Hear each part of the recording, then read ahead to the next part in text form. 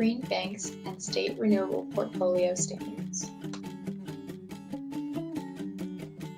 Green banks are a public, quasi-public, or nonprofit entity established to facilitate private investment into low-carbon, climate-resilient infrastructure. How do green banks work?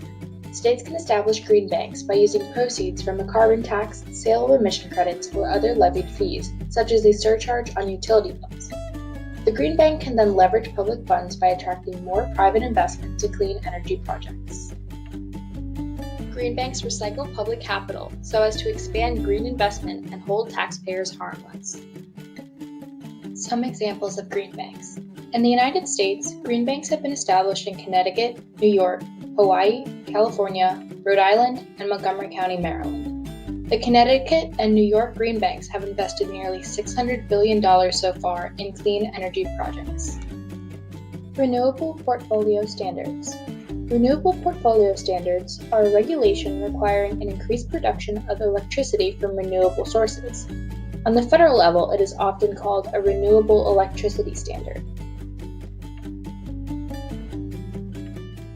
The 2009 Senate Committee on Energy and Natural Resources attempted to pass a modest renewable electricity standard of 3%, but unfortunately it did not pass the full Senate. Nearly 10 years later, and much wiser, Acore calls upon the committee to try again. They work well on the state level. Over half the 50 states already have RPSs.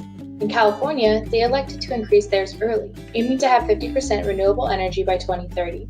DC proposed a bill that would increase its RPS to 100% by 2032, fastest in the country. There has never been a better time to develop federal renewable energy infrastructure, as the cost of renewable energy has never been lower. Thanks to recent technological advancements, solar and wind are now the cheapest forms of energy. The federal government is uniquely equipped to develop new energy infrastructure because they own and lease much of the western United States to increasingly less profitable forms of energy production like coal. Implementing a federal RPS would create a push to develop solar and wind projects, which would create jobs. Acore understands that many state economies rely on carbon-intensive energy production. To suddenly eliminate them would be short-sighted and harmful. However, the United States is underutilizing its capacity for renewable energy production, and it is in the common interest of all Americans to use our resources wisely. Acore thanks the committee for its consideration of these policies.